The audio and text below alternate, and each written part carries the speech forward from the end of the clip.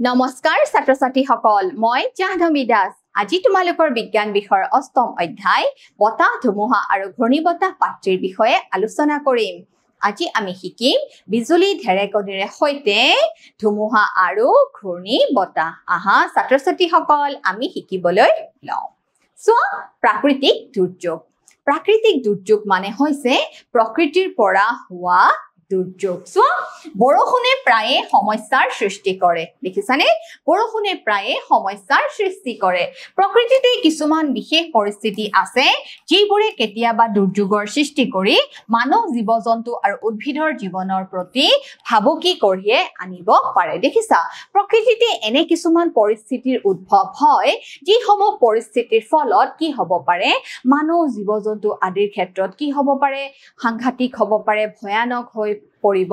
পাৰে বুজি পাইছা ছাত্ৰ ছাত্ৰীসকল আৰু যেতিয়া এনে পৰিস্থিতিৰ সৃষ্টি হয় তাকে আমি কি বুলি কওঁ প্ৰাকৃতিক দুৰ্যোগ বুলি কওঁ গতিকে বৰষুণৰ ফলত কি হ'ব পাৰে বিভিন্ন সমস্যাৰ সৃষ্টি হ'ব পাৰে তোমালোকে মনত ৰাখিবা বিজুলী ঢেৰেকনিৰে সৈতে কি ধুমুহা দেখিছা ভাৰতৰ দৰে গৰম আৰ্দ্ৰ গ্ৰীষ্মমণ্ডলীয় অঞ্চলত অতি সঘনাই বজ্ৰপাতৰ সৃষ্টি হয় দেখিছা ভাৰতবৰ্ষৰ জলবায়ু কেনেকুৱা গৰম আৰ্দ্ৰ হয়নে নহয় আৰু গ্ৰীষ্মমণ্ডলীয় অঞ্চলত অতি সঘনাই কি হ'ব পাৰে বজ্ৰপাতৰ সৃষ্টি হ'ব পাৰে গ্ৰীষ্মমণ্ডলীয় অঞ্চল মানে কি ছাত্ৰ ছাত্ৰীসকল বিষুৱীয় অঞ্চল হয়নে নহয় বিষুৱ ৰেখাৰ নিকটৱৰ্তী অঞ্চলসমূহ বৃদ্ধি পোৱা উষ্ণতাৰ ফলত ওপৰলৈ বৃদ্ধি পোৱা প্ৰবল বতাহৰ সৃষ্টি হয় দেখিছা উষ্ণতা বৃদ্ধিৰ ফলত কি হয় ঊৰ্ধ্বগামী প্ৰবল বতাহৰ সৃষ্টি হয় এই বতাহবোৰে পানীৰ টোপালবোৰ ওপৰলৈ কঢ়িয়াই লৈ যায় য'ত ইহঁত ঘনীভূত হৈ কি হয় জানানে পুনৰ তললৈ পৰি যায় দেখিছা এই ঊৰ্ধ্বগামী প্ৰবল বতাহে কি কৰে পানীৰ কণিকাবোৰ ওপৰলৈ লৈ যায় য'ত আকৌ ঘনীভূত হৈ পেলাই কি হয় পুনৰ তললৈ পৰে এবাৰ চোৱা অধোগামী পানীৰ কণিকা আৰু ঊৰ্ধ্বগামী বায়ুৰ বতাহ দেখিছানে অধোগামী পানীৰ কণিকা আৰু ঊৰ্ধ্বগামী বায়ুৰ দ্ৰুত চলন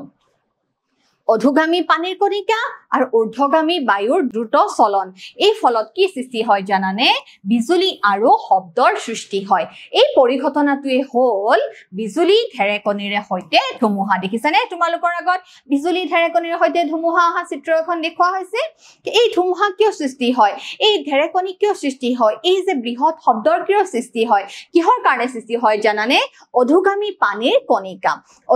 পানীৰ কণিকা আৰু ঊৰ্ধ্বগামী বায়ুৰ দ্ৰুত চলন এই দুটা কাৰণৰ ফলতে কি হয় জানানে বিজুলীৰ সৃষ্টি হয় দেখিছানে বিজুলী আৰু বৃহৎ শব্দৰ সৃষ্টি হয় এতিয়া চোৱা ধুমুহাৰ সৈতে বিজুলী আহিলে আমি নিম্নলিখিত সতৰ্কতাবোৰ গ্ৰহণ কৰা উচিত এতিয়া ধুমুহাৰ সৈতে যেতিয়া বিজুলী আহিব আমি তেতিয়া কি কৰিব লাগিব জানানে কিছুমান সতৰ্কতা অৱলম্বন কৰিব লাগিব চাও আহা আমি কেনেকুৱা সতৰ্কতা অৱলম্বন কৰিম অকলশৰীয়া গছৰ তলত আশ্ৰয় ল'ব নালাগে দেখিছানে ছাত্ৰ ছাত্ৰীসকল অকলশৰীয়া গছৰ তলত কেতিয়াও থাকিব নালাগে আশ্ৰয় ল'ব নালাগে যদি কিবা কাৰণত বনাঞ্চলত থকা হয় তেনেহলে কি কৰিব লাগে চুটি বা চাপৰ গছৰ তলতহে আশ্ৰয় ল'ব লাগে যদি কিবা কাৰণত বনাঞ্চলত থকা হয় তেন্তে সেই অৱস্থাত সৰু গছ এডালৰ তলতহে আশ্ৰয় ল'ব লাগে আৰু মাটিত শুই পৰিব নালাগে কেতিয়াও মাটিত শুই পৰিব নালাগে হয়নে নহয় ছাত্ৰ ছাত্ৰীসকল কাৰণ মাটি হৈছে পৰিবাহী গতিকে মাটিত আমি কেতিয়াও শুই পৰিব নালাগে মাটিৰ মাজেদি কি হ'ব পাৰে বিদ্যুৎ পাৰ হৈ যাব পাৰে ধাতুৰ মাৰি থকা ছাতিৰ তলত আশ্ৰয় ল'ব নালাগে দেখিছানে ধাতু হৈছে বিদ্যুতৰ সুপৰিবাহী তাৰ মানে ধাতুৰ মাজেৰে তাপ আৰু বিদ্যুৎ যাব পাৰে গতিকে এই ক্ষেত্ৰত আমি কেতিয়াও বজ্ৰপাতৰ ক্ষেত্ৰত বিজুলী বা ঢেৰেকনিৰ সময়ত আমি কেতিয়াও ধাতুৰ মাৰি থকা যি ৰড এডাল থাকে ছাতিৰ আমি তেনেকুৱা ছাতি কেতিয়াও ব্যৱহাৰ কৰিব নালাগে খিৰিকীৰ ওচৰত বহিব নালাগে মুকলি গেৰেজ গুদামৰ চালি বা ধাতুৰ চালি মেটেল শ্বেড আশ্ৰয়ৰ বাবে নিৰাপদ স্থান নহয় কাৰণ ধাতুৰ মাজেৰে বিদ্যুৎ পাৰ হৈ যাব পাৰে মটৰ গাড়ী বা বাছ আশ্ৰয়ৰ বাবে নিৰাপদ স্থান যদি কোনো ব্যক্তি পানীত থাকে তেনেহলে ততাতৈয়াকৈ কি কৰিব লাগে জানানে পানীৰ পৰা উঠি আহি ঘৰৰ ভিতৰত সোমাব লাগে কাৰণ পানীৰ মাজেৰে কি পাৰ হৈ যাব পাৰে বিদ্যুৎ পাৰ হৈ যাব পাৰে গতিকে তোমালোকে মনত ৰাখিবা যদি কোনো ব্যক্তি পানীত থাকে তেন্তে লগে লগে উঠি আহি কি কৰিব লাগে ঘৰৰ ভিতৰত সোমাবহি লাগে এবাৰ চোৱা বিজুলী ঢেৰেকনিৰ সৈতে অহা ধুমুহা কেনেকৈ ঘূৰ্ণীবতাহত পৰিণত হয় তোমালোকে তোমালোকে জানা যে পানী জুলীয়া পদাৰ্থ হয় নে নহয় ছাত্ৰ ছাত্ৰীসকল তোমালোকে জানা যে পানী জুলীয়া অৱস্থাৰ পৰা বাষ্পলৈ ৰূপান্তৰিত হ'বলৈ হলে তাপৰ প্ৰয়োজন হয় নে নহয় পানী জুলীয়া অৱস্থা তৰল অৱস্থাৰ পৰা গেছীয় অৱস্থা পাবলৈ হলে কিহৰ প্ৰয়োজন হয় ছাত্ৰ ছাত্ৰীসকল তাপৰ প্ৰয়োজন হয় ঘূৰ্ণীবতাহ হল প্ৰচণ্ড বতাহ প্ৰচণ্ড বৰষুণ আৰু জোৱাৰ ভাটাৰ ঢৌ দেখিছানে প্ৰচণ্ড বতাহ প্ৰচণ্ড বৰষুণ আৰু জোৱাৰ ভাটাৰ ঢৌ মেঘ গঠনৰ আগে আগে পানীয়ে বায়ুমণ্ডলৰ পৰা তাপ গ্ৰহণ কৰি কিহলৈ ৰূপান্তৰিত হয় বাষ্পলৈ ৰূপান্তৰিত হয় সো যেতিয়া জলীয় বাষ্পই বৰষুণৰ কণিকাৰ ৰূপত পুনৰাই জুলীয়া অৱস্থালৈ ৰূপান্তৰিত হয় তেতিয়া পূৰ্বে গৃহীত তাপ বায়ুমণ্ডললৈ কি কৰি দিয়ে জানানে এৰি দিয়ে বায়ুমণ্ডললৈ এৰি দিয়া তাপে ইয়াৰ চাৰিওফালৰ বায়ু কি কৰে জানানে উত্তপ্ত কৰি তোলে বায়ুমণ্ডললৈ এৰি দিয়া তাপে ইয়াৰ চাৰিওফালৰ বায়ুবিলাক কি কৰি তোলে গৰম কৰি তোলে এবাৰ চোৱা উত্তপ্ত বায়ু ওপৰলৈ উঠিবলৈ ধৰে আৰু ফলত বায়ুৰ চাপ কি হ'বলৈ ধৰে কমিবলৈ ধৰে ধুমুহাৰ কেন্দ্ৰলৈ অন্য ঠাইৰ পৰা বায়ু প্ৰবাহিত হ'বলৈ আৰম্ভ কৰে এই চক্ৰটো কেইবাবাৰো বাৰম্বাৰ সংঘটিত হয় এই সমুদায় ঘটনা প্ৰবাহৰ শেষত এটা অতি কি সৃষ্টি হয় নিম্ন চাপ সৃষ্টি হয় যাৰ চাৰিওফালে বায়ুৰ স্ৰোত তীব্ৰ গতিৰে ঘূৰ্ণায়মান অৱস্থাত থাকে দেখিছানে যাৰ চাৰিওফালে বায়ুৰ স্ৰোত তীব্ৰ গতিৰে ঘূৰ্ণায়মান অৱস্থাত থাকে এবাৰ চোৱা বতৰ এই অৱস্থাটোকে আমি কি বুলি কওঁ ছাত্ৰ ছাত্ৰীসকল ঘূৰ্ণীবতাহ বুলি কওঁ আৰু ঘূৰ্ণীবতাহ কিহৰ ফলত হয় বতাহৰ দ্ৰুতি বতাহৰ দিশ উষ্ণতা আৰ্দ্ৰতা আৰু বিকাশত ঘূৰ্ণীবতাহৰ সৃষ্টি হয় গতিকে বতৰ এই অৱস্থাটোকে আমি ঘূৰ্ণীবতাহ বুলি কওঁ গতিকে ঘূৰ্ণীবতাহ সৃষ্টিৰ কাৰকসমূহ কি ছাত্ৰ ছাত্ৰীসকল বতাহৰ দ্ৰুতি বতাহৰ দিশ উষ্ণতা আৰু আৰ্দ্ৰতা বতাহৰ দ্ৰুতি বতাহৰ দিশ উষ্ণতা আৰু আৰ্দ্ৰতাই কি কৰে ঘূৰ্ণীবতাহৰ সৃষ্টিত কি কৰে অৱদান আগবঢ়ায় দেখিছানে ঘূৰ্ণীবতাহৰ সৃষ্টি আৰু বিকাশত কি কৰে অৰিহণা যোগায় তোমালোকে এই কাৰক কেইটা মনত ৰাখিবা এবাৰ চোৱা ঘূৰ্ণীবতাহৰ গঠন ঘূৰ্ণীবতাহৰ কেন্দ্ৰবিন্দু এটা শান্ত অঞ্চল ইয়াক ধুমুহাৰ চকু আই বুলি কোৱা হয় দেখিছানে ঘূৰ্ণীবতাহৰ কেন্দ্ৰবিন্দু এটা হৈছে শান্ত অঞ্চল আৰু ইয়াক কি বুলি কোৱা হয় ধুমুহাৰ চকু বুলি কোৱা হয় এটা বৃহৎ ঘূৰ্ণীবতাহ হল বায়ুমণ্ডলত 10 পৰা 15 কিলোমিটাৰ উচ্চতাত ক্ষিপ্ৰ গতিৰে ঘূৰ্ণায়মান বায়ুৰ পুঞ্জীভূত এটা থোক ধুমুহাৰ চকুৰ ব্যাস 10 পৰা 30 কিলোমিটাৰ পৰ্যন্ত হ'ব পাৰে এই অঞ্চলটো মেঘবিহীন আৰু ইয়াত পাতলকৈ কি বলি থাকে ছাত্ৰ ছাত্ৰীসকল ইয়াত পাতলকৈ বতাহ বলি থাকে শান্ত আৰু নিৰ্মল চকুটোৰ চাৰিওফালে প্ৰায় 150 কিলোমিটাৰ ব্যাপী মেঘে ঢকা অঞ্চল এটা থাকে দেখিছানে শান্ত আৰু নিৰ্মল চকুটোৰ চাৰিওফালে প্ৰায় 150 কিলোমিটাৰ ব্যাপী কি হৈ থাকে মেঘে ঢকা এটা অঞ্চল থাকে এই অঞ্চলত তীব্ৰ গতিযুক্ত বতাহ 150 পৰা 250 কিলোমিটাৰ প্ৰতি ঘণ্টা আৰু প্ৰবল বৰষুণৰ সৈতে ঘন মেঘো থাকে কিন্তু অঞ্চলটোৰ পৰা আঁতৰলৈ বতাহৰ কোব ক্ৰমান্বয়ে কি হৈ যায় জানানে ছাত্ৰ ছাত্ৰীসকল ক্ৰমান্বয়ে কি হৈ যায় কমি যায় ঘূৰ্ণীবতাহৰ ধ্বংসলীলা ঘূৰ্ণীবতাহে অতি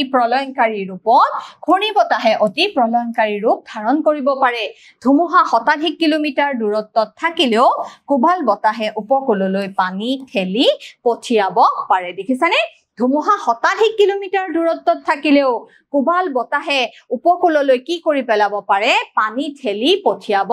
পাৰে সো এইবোৰে হল আসন্ন ঘূৰ্ণীবতাহৰ প্ৰথম আগজাননী বতাহৰ দ্বাৰা সৃষ্টি হোৱা পানীৰ ঢৌ ইমানেই শক্তিশালী হয় যে কোনো মানুহে তাৰ পৰা কি নাপায় নিস্তাৰ নাপায় দেখিছানে ইমানেই শক্তিশালী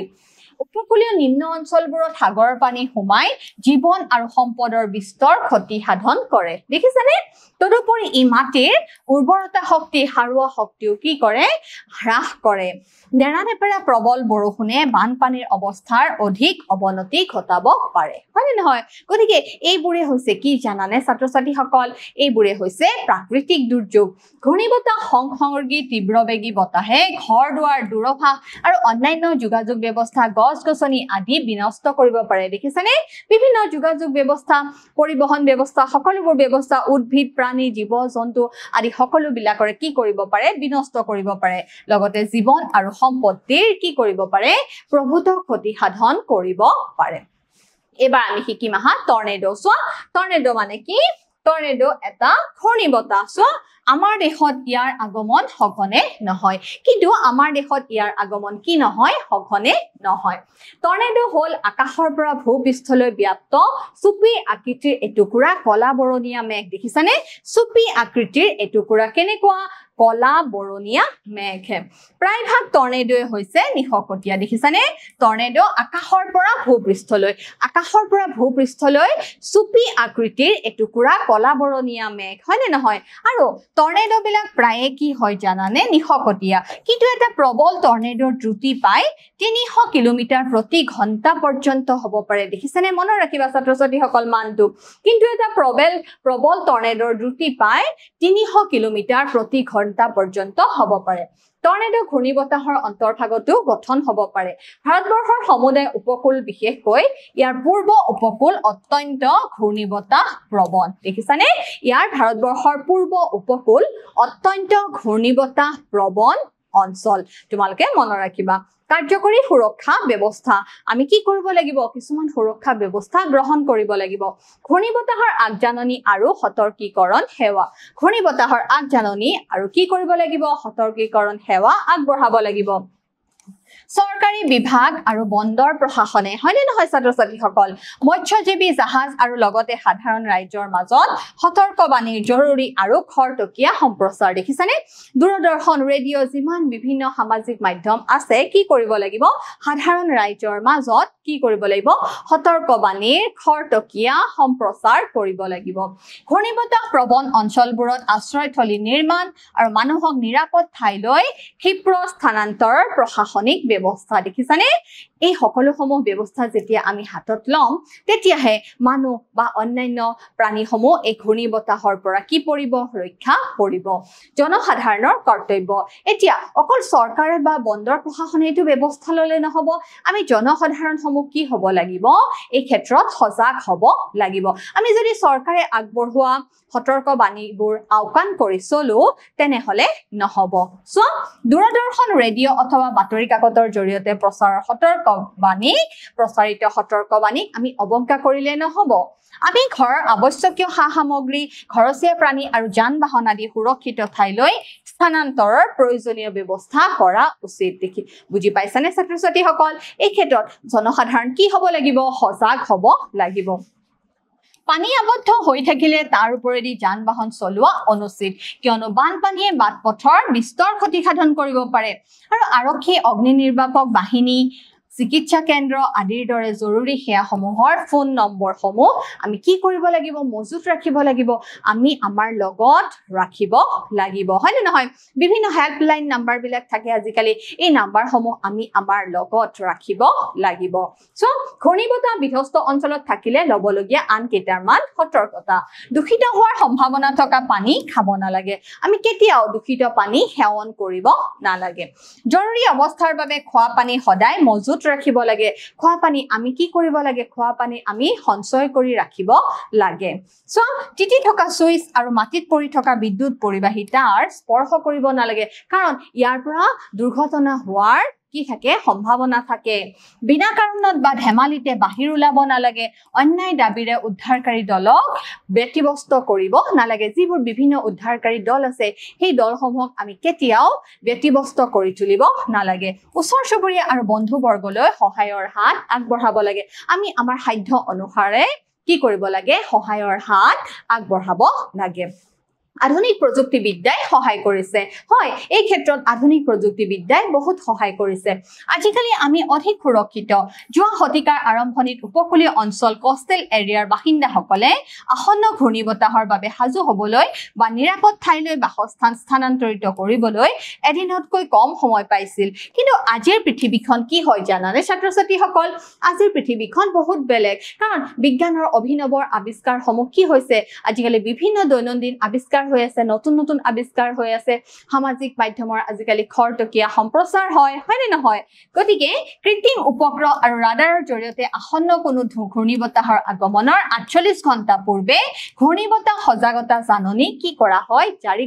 জাৰি কৰা হয় সো কৃত্ৰিম উপগ্ৰহ আৰু ৰাডাৰৰ জৰিয়তে দেখিছা স্যাটেলাইটৰ জৰিয়তে আসন্ন কোনো ঘূৰ্ণীবতাহৰ আগমনৰ কি কৰা হয় 48 ঘণ্টা পূৰ্বে জাননী প্ৰেৰণ কৰা হয় ঘূৰ্ণীবতাহ সতৰ্কতা জাননী 48 ঘণ্টা পূৰ্বে কি কৰা হয় জাৰি কৰা হয় ঘূৰ্ণীবতাহ উপকূলৰ কাষ চাপিলে বাতৰিটো কি কৰি থকা হয় প্ৰতি ঘণ্টা বা প্ৰতি আধা ঘণ্টাৰ অন্তৰে অন্তৰে পৰিবহন কৰা হয় ঘূৰ্ণীবতাহে সংঘটিত কৰা ধ্বংসলীলাবোৰৰ খাতিয়ান ৰাখিবলৈ অনেক জাতীয় আৰু আন্তৰ্জাতিক সংস্থাই সহযোগিতাৰে কি কৰে কাম কৰে আকৌ চোৱা তোমালোকে জানানে ঘূৰ্ণীবতাহক পৃথিৱীৰ বিভিন্ন ঠাইত বিভিন্ন নামেৰে জনা যায় ঘূৰ্ণীবতাহক কি বুলি কোৱা হয় ঘূৰ্ণীবতাহক আমেৰিকা মহাদেশত কি বুলি কোৱা হয় জানানে হাৰিকেন বুলি কোৱা হয় দেখিছা ঘূৰ্ণীবতাহক পৃথিৱীৰ বিভিন্ন ঠাইত বিভিন্ন নামেৰে জনা যায় আমেৰিকা মহাদেশবোৰত ইয়াক হাৰিকেন বুলি কোৱা হয় আকৌ ফিলিপাইনছ আৰু জাপানক ইয়াক কি বুলি কোৱা হয় ছাত্ৰ-ছাত্ৰীসকল টাইফুন বুলি কোৱা হয় দেখিছানে ফিলিপাইনছ আৰু জাপানত ঘূৰ্ণীবতাহক কি বুলি কোৱা হয় টাইফুন বুলি কোৱা হয় বতাহৰ দ্ৰুতি জোখা যন্ত্ৰটোৰ নাম হল এনিমোমিটাৰ দেখিছানে বতাহৰ দ্ৰুতি আমি জুখিব লাগিব হয়নে নহয় এই বতাহৰ দ্ৰুতি জোখা যন্ত্ৰটোৰ নাম কি ছাত্ৰ-ছাত্ৰীসকল বতাহৰ দ্ৰুতি জোখা যন্ত্ৰটোৰ নাম হৈছে এনিমোমিটাৰ এতিয়া তোমালোকে মোক এটা পৰীক্ষা দিব লাগিব মোৰ প্ৰথম প্ৰশ্ন ঘূৰ্ণীবতাহত সৃষ্টি আৰু বিকাশত অৰিহণা যোগায় বতাহৰ দ্ৰুতি বতাহৰ দিশ উষ্ণতা আৰু আৰ্দ্ৰতা ওপৰৰ সকলোবোৰ উত্তৰটো কোনটো হ'ব ছাত্ৰ-ছাত্ৰীসকল উত্তৰটো হ'ব ওপৰৰ সকলোবোৰ মোৰ দ্বিতীয় প্ৰশ্ন ঘূৰ্ণীবতাহক আমেৰিকা মহাদেশত দেশ বুলি কোৱা হয় ঘূৰ্ণীবতাহক আমেৰিকা মহাদেশত কি বুলি কোৱা হয় হাৰিকেন বুলি কোৱা নহয় হাৰিকেন বুলি কোৱা হয় মোৰ তৃতীয় প্ৰশ্ন এটা প্ৰবল টৰ্নেডৰ দ্ৰুতি পায় 350 কিলোমিটাৰ প্ৰতি ঘণ্টা 330 কিলোমিটাৰ প্ৰতি ঘণ্টা 300 কিলোমিটাৰ প্ৰতি ঘণ্টা 380 কিলোমিটাৰ প্ৰতি ঘণ্টা ইয়াৰ উত্তৰটো কোনটো হ'ব ইয়াৰ উত্তৰটো হ'ব সি 300 কিলোমিটাৰ প্ৰতি ঘণ্টা গতিকে ছাত্ৰ-ছাত্ৰীসকল আজি আমি শিকিলো ঘূৰ্ণীবতাহৰ বিষয়ে আশা কৰিছো তোমালোকে বুজিবলৈ সক্ষম হৈছা ঘৰত ৰেগুলাৰ প্ৰেক্টিছ কৰিবা আজিলৈ আহিছো ধন্যবাদ